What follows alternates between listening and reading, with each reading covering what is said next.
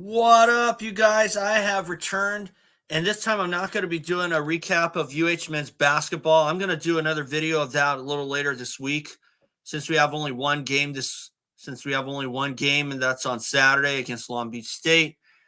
I decided to come through with something that I probably should have done last month when Supercross began. But first of all, guys, remember, subscribe. That's how my channel grows. I've been losing a little bit of subs as of late. But still, I appreciate you subscribing. I appreciate you commenting. I appreciate you watching my videos. So let's get started. I'm going to put up my banner here. Something I should have done since the start. Prediction videos for the next round of Monster Energy Supercross. Quite frankly, I'm going to, because I know that Cooksey does this. So, hey, Cooksey, shout out. So, for my prediction, I'm going to start with the 250s because we're heading back to the East Coast. I have to admit that my pick for the East title is Haiden Deegan. And I think that we're heading to somewhere in the Midwest where Deegan could be a little bit more comfortable on this kind of soil, although Dallas does normally, or Arlington does require a lot of throttle control, clutch control. I think that I'm looking at Haiden Deegan to win this race, and I think Austin Forkner can finish second, and maybe, just maybe, Cameron McAdoo has something in him for third. I think that McAdoo's got something to prove. But as far as other guys go, like Tom Vial and Chance Hymas, I don't think Chance Hymas has really proved himself yet in Supercross. And I think he should have just rode out the entire season and got some experience under him last year, just to get himself a little more comfortable. But quite frankly, I don't think Tom Vial has really proved himself yet in Supercross, at least in the 250s anyway, because he hasn't really gotten that start yet. And I don't think he's really proven what he could really do with a good start. You see what I mean? I don't think he's really proved himself on the tighter tracks with the lights on, but still, the only speedways are going to be during SMX series, other than Daytona. And I think I'm looking for Tom Vial to do something good there. But I have Haiden Deegan as the winner, followed by Austin Forkner and Cameron McAdoo for top three. The other ones, I just don't know yet. I mean, I thought Hymas really showed me something until he kind of fell back like a cheap suit, or he faded like a cheap suit. But still, I'm looking for Austin Forkner to really show me something that he can be not only be a title contender, but a divisional champion. And I think it might be between Deegan and Forkner for the East Coast Series. And for once, Austin Forkner avoided some bad luck. So if Forkner can get his starts down, I think we could see a repeat of what we saw before he got hurt in 2019 and eventually surrender that title.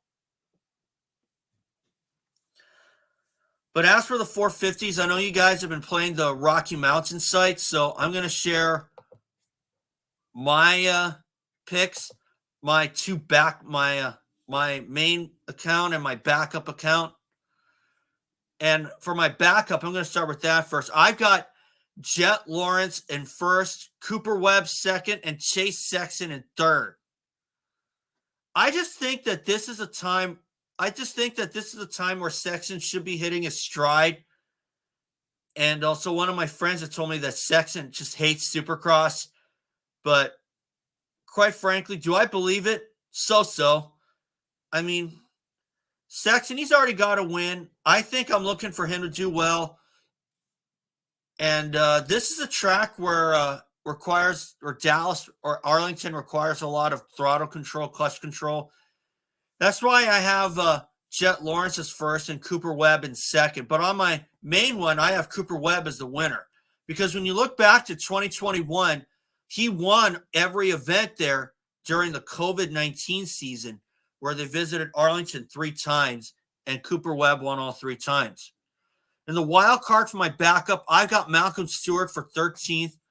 I just don't think that Malcolm Stewart has really proved himself as a front runner this season. And as for 4th place and 5th place, I got Eli Tomac and Ken Roczen on my backup. But on my main one, I have, as I mentioned, I've had Cooper Webb for 1st, Eli Tomac for 2nd, and Ken Roczen for 3rd. Because I think that Roczen, he should do okay on a track like Dallas. And of course, the mud riders do excel. And it's kind of like riding on a street, as David Bailey once talked about. And as for the wild card, I've got Kyle Chisholm for 13th, just mainly because of my gut. You know, I just go with my gut, and a lot of the times it works. But as I mentioned, I have Cooper Webb as the winner, mainly because of what happened in 2021. So I think that he should do well, quite frankly. But still, I'm looking for guys like Chase Sexton and Jett Lawrence to kind of back up their performances from the last race in Glendale. And but I don't know about Sexton, though. He is nursing that injury, to that bone bruise to his hand. I like to think he got some healing time with the week off. So we'll see what happens.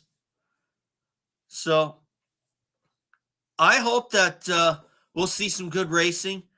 But as far as Eli Tomac is concerned, if he has another lackluster race, you can pretty much count him out of title contention, because this is not the Eli Tomac that we saw last year before his Achilles injury at his home race in Denver.